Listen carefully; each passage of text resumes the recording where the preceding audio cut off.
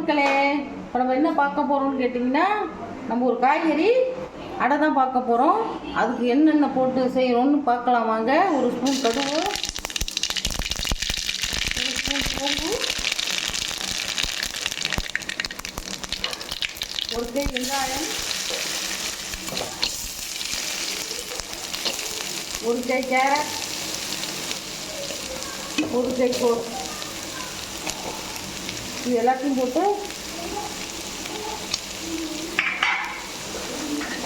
ஒரு கை முருங்கைக்கீரை, இது எல்லாத்தையும் போட்டு வதக்கலாம் வாங்க. பாருங்கள், நான் 2 டேபிள் ஸ்பூன் எண்ணெய் ஊற்றிருக்கேன். இது எல்லாத்தையும் போட்டு நல்லா வதக்கணும். இந்த மாதிரி ரொம்ப சுருளை வதக்கணும்னு அவசியம் இல்லை. ஒரு 5 நிமிஷம் வதக்கினா போதும்.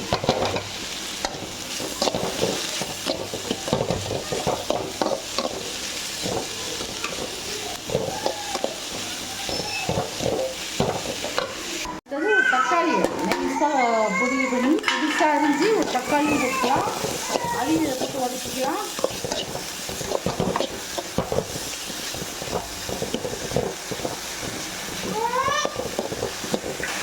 இதுக்கு தேவையான உப்பு பாதி உப்பு போட்டுங்க, ஃபுல்லாக போடாதீங்க. ஏன்னா மாவுலேயும் உப்பு இருக்கும், அதனால் இதில் கொஞ்சமாக உப்பு போட்டுக்குங்க.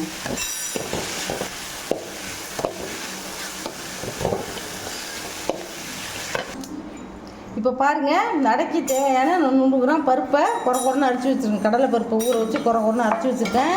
இது ரொம்ப சிம்பிளான அடை தான். இதுக்கு தேவையான நமக்குள்ளே தோசை மாவு இருக்குல்ல, இந்த தோசை மாவு ஊற்றிக்கிங்க. அடுத்தது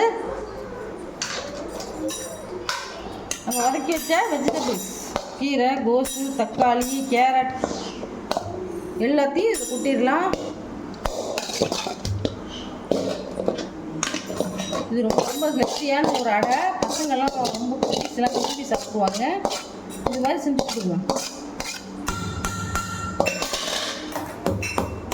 இதை போட்டு நல்லா கலக்கிக்கணும். இந்த பாருங்க,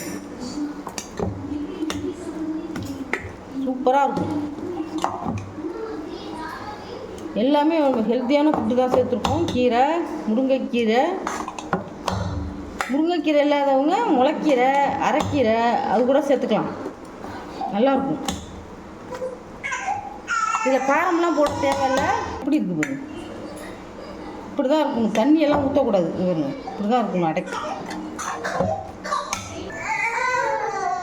இப்போ நான் தோசைகளை சூடு பண்ணி வச்சுருக்கேன். அதில் எல்லாம் 2 டேபிள் ஸ்பூன் எண்ணெய். இப்போ எண்ணெய் ஊற்றிட்டேன். அதில் பாருங்கள்,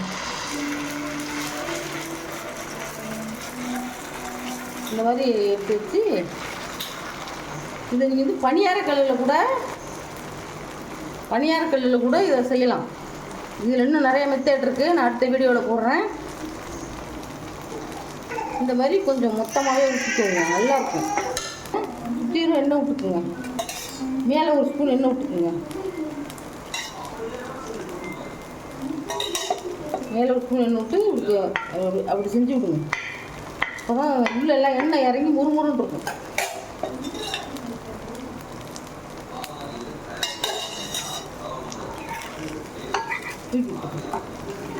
அடியிலலாம் எண்ணெய் இறங்கும். இதை பாதி அடுப்பில் வச்சுக்கலாம், ஃபுல் ஃப்ளேம் இல்லாமல். இப்போ நான் தோசைக்கல்லில் அடை ஊற்றிருக்கேன். இப்போ அந்த அடைக்கு தேவையான சட்னிக்கு என்ன பொருள் பாருங்கள். ஒரு பச்சை மிளகா,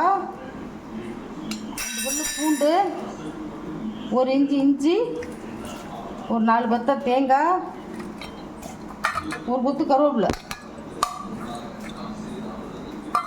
போட்டு அரைச்சிட்டு வரலாம். இப்போ பாருங்கள், தோசை நல்லா வெந்துருச்சு. இது மாதிரி திருப்பி போடலாம். இப்படி இருக்குது. திருப்பி போட்டு சுற்றியும் எண்ணெய் ஒரு ஸ்பூன்,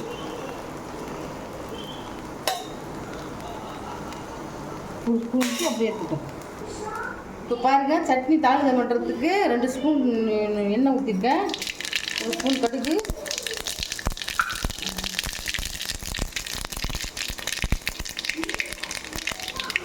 கருவேப்பிலை போட்டு அடுப்பு ஆஃப் பண்ணிடுறேன். இப்போ அந்த சட்னியாக இருக்கக்கூடாது, இந்த அடைக்கி கெட்டியாக தான் இருக்கணும்.